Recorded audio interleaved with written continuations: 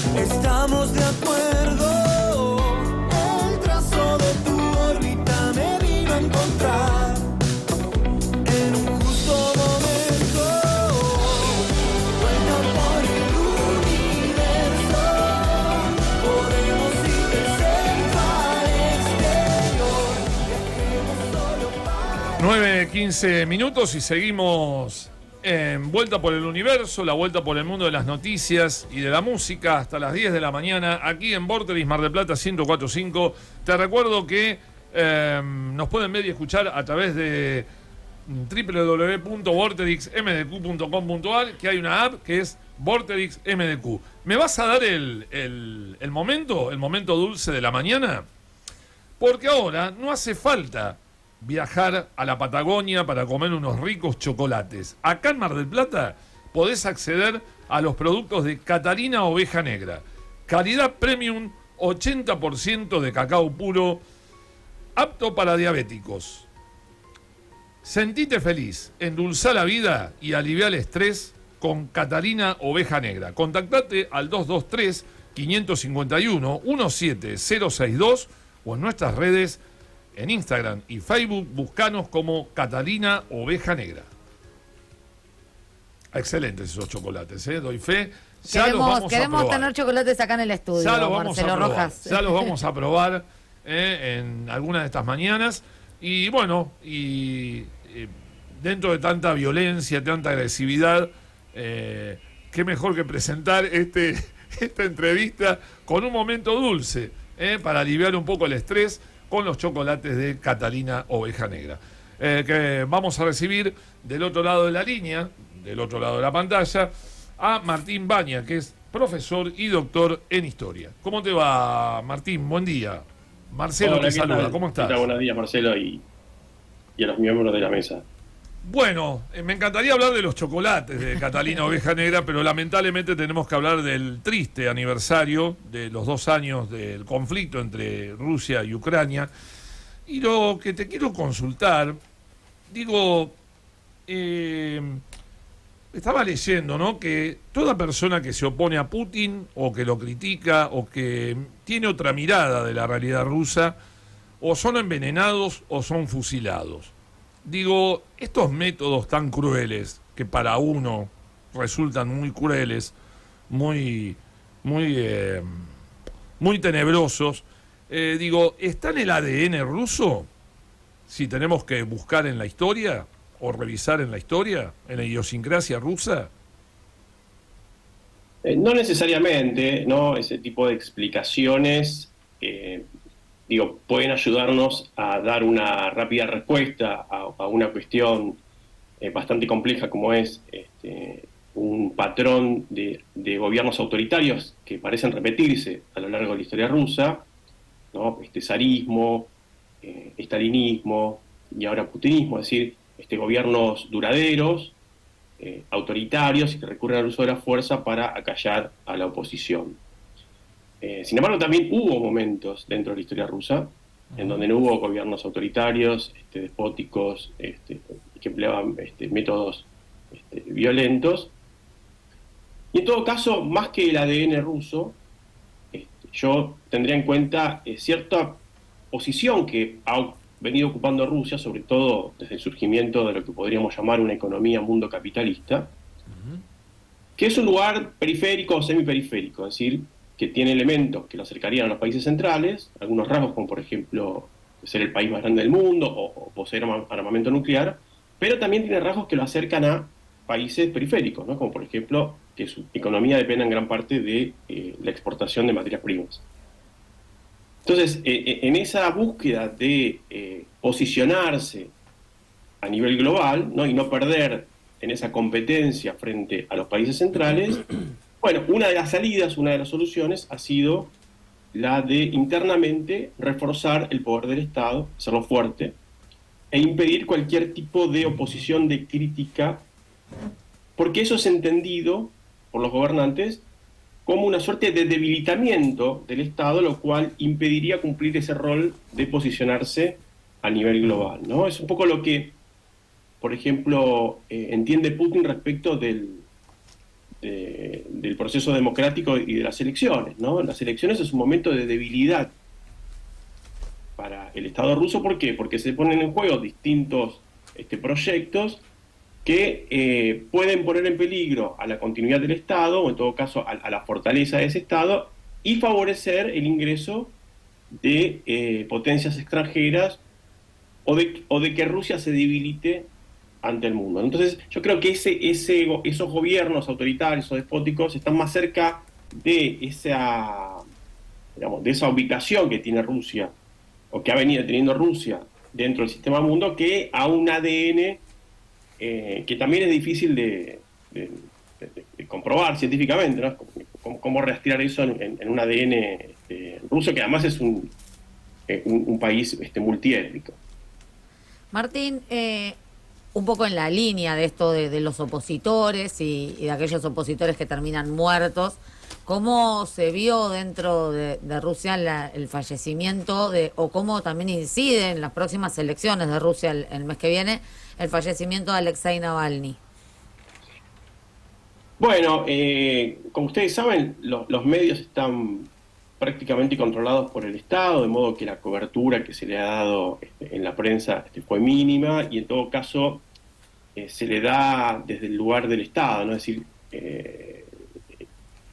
quitando cualquier tipo de culpa o responsabilidad del Estado ruso, y en todo caso diciendo que esto es un discurso que se viene repitiendo cada vez que sucede un evento de este tipo, diciendo que eso los perjudica y que detrás de esto están las agencias de seguridad estadounidenses, ¿no? Vemos que el impacto a nivel mediático fue bastante escaso. Lo que sí sucede es que eso circuló por medios alternativos, sobre todo en las redes sociales, que son los medios de comunicación que consumen sobre todo las personas más jóvenes en Rusia, es decir, los sub 40. Y ahí sí ha tenido un impacto bastante más grande, y por ejemplo ha habido una movilización bastante significativa respecto del cuerpo de Navalny. No sé si saben, pero desde que murió hace una semana, el cuerpo todavía no fue entregado. Qué bueno. A sus familiares. Tremendo eso, ¿eh? Es tremendo lo que estás diciendo. Sí, tremendo. Y se ha llevado a cabo una petición a las autoridades para que el cuerpo sea entregado. Ahora parece ser que el cuerpo va a ser entregado, pero se obliga a la madre, a Alexei Navalny, que está en Rusia, a enterrarlo de manera secreta, sin ningún tipo de funeral público, de modo que se ha tratado de ocultar lo más posible este evento para que no tenga ningún tipo de impacto a nivel general, y que pueda servir como una suerte de disparador, como ha venido ocurriendo, ¿no? Porque en distintas ciudades de Rusia se han visto manifestaciones espontáneas de personas que fueron llevando flores y construyendo memoriales,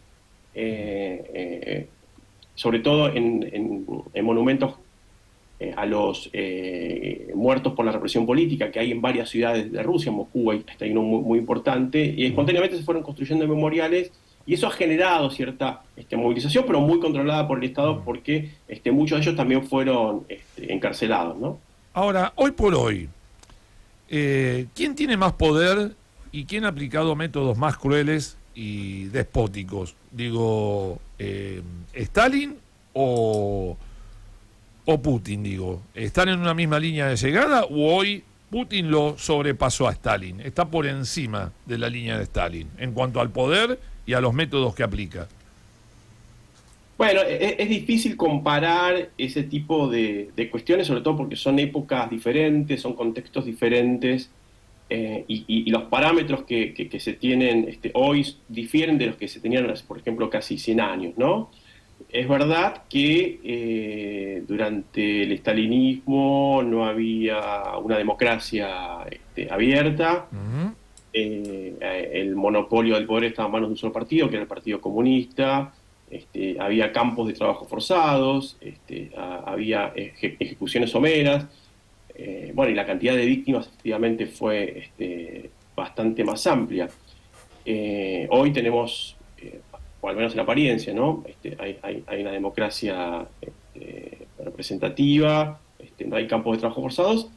Sin embargo, los métodos que aplica el putinismo, sobre todo desde hace ya lo que sería este último mandato presidencial de Putin, bueno, nos llevan a pensar de que el gobierno se ha convertido en una dictadura abierta, ¿no? No solo por los métodos que emplea, sino también por esa represión constante de cualquier crítica que se le pueda aplicar a su gobierno y que se manifiesta en encarcelamientos, en persecución a opositores y eventualmente en estos asesinatos, que obviamente el Estado nunca va a reconocer como responsable.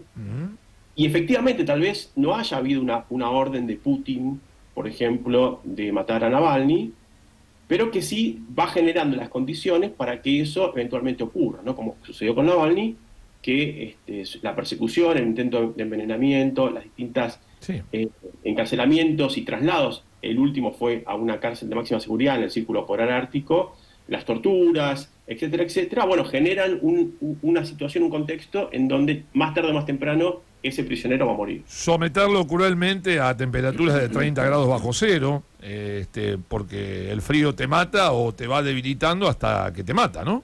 Es decir, sí, y además son años de no solamente tortura física, sino psicológica, ¿no? Eso se va sumando. Totalmente. Y genera ese contexto en donde, bueno, no hace falta que venga alguien y le pegue un tiro. No. Tanto desgaste físico y psíquico termina desencadenando el fondo. ¿Qué tal, Martín? Buen día. Buen día.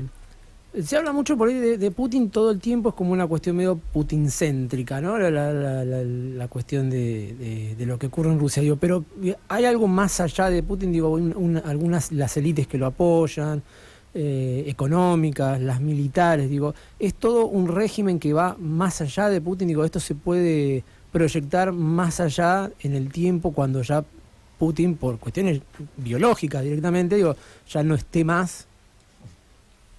Sí, totalmente. Está muy bien la pregunta porque es verdad, uno tiende a centrarse en la figura de Putin, y en verdad hay un conglomerado que está detrás de Putin, que es sobre el cual se apoya Putin, y es también el que apoya a Putin porque les permite mantener sus posiciones y sus privilegios dentro de la sociedad rusa, ¿no? Que es básicamente esta clase dominante rusa, muy conectada al Estado, es decir, cuyos negocios dependen de esa conexión con el Estado. Por un lado también están las fuerzas de seguridad, que tienen un peso muy importante dentro de la Rusia actual y que también se benefician de este sistema, y que eventualmente, si no existiera Putin, podría haber una figura que lo reemplace y el sistema mantenerse de la misma manera, ¿no? Hacer un cambio de figuritas respecto de quién ejerce el cargo de la presidencia.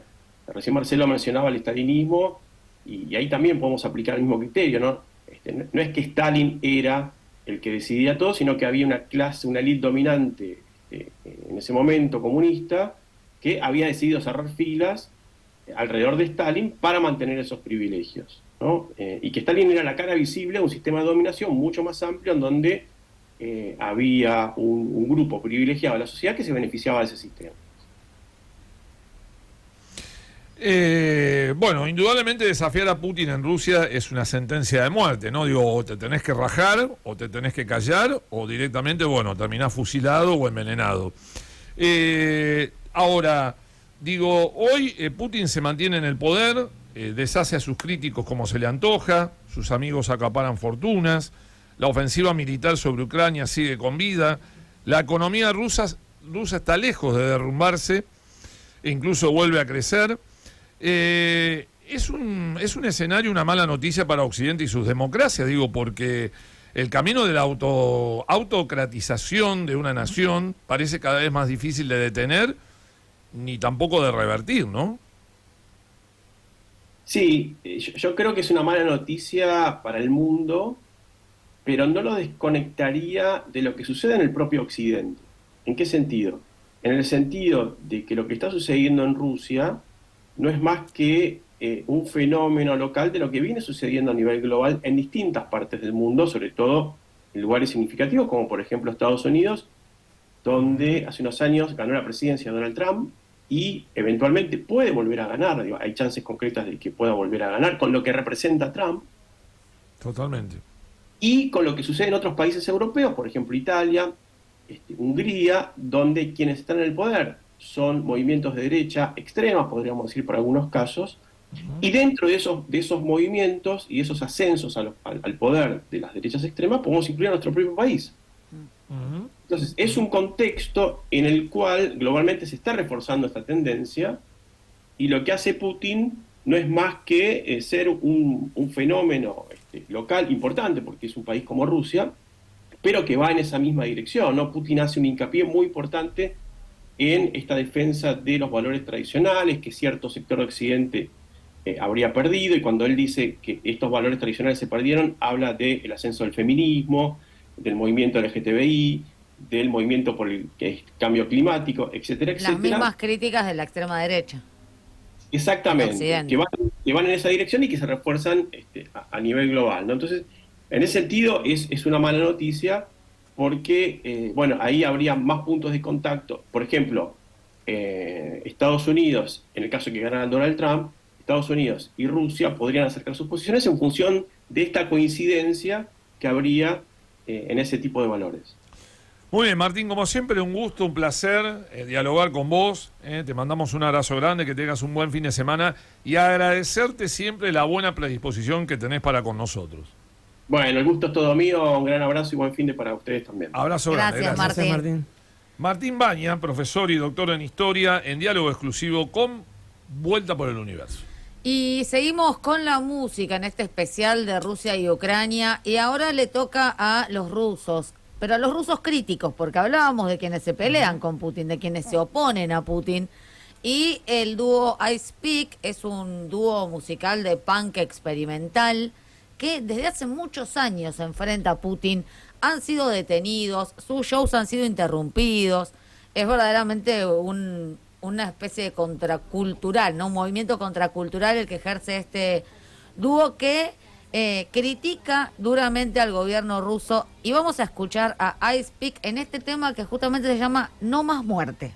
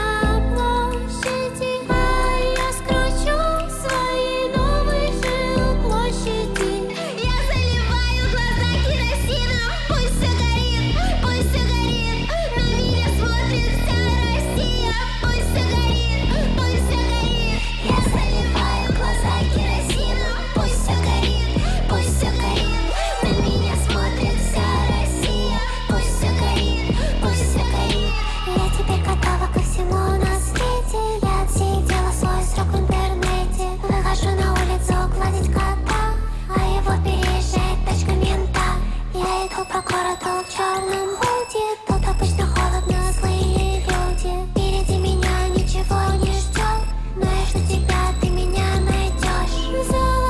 цепях я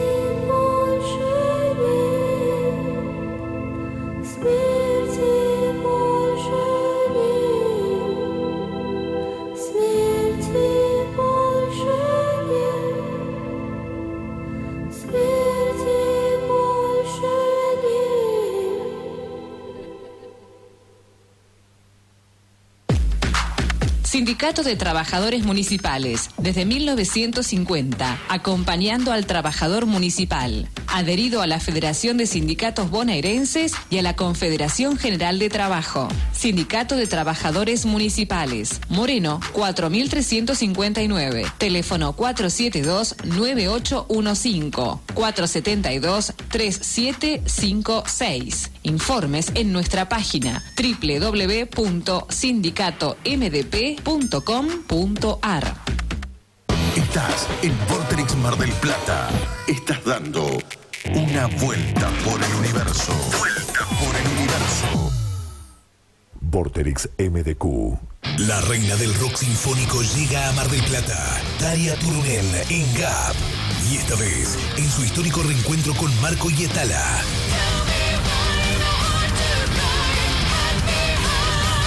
Viernes 1 de marzo, 21 horas. Daria y Marco nos deleitarán con un show único e inolvidable. Entradas anticipadas.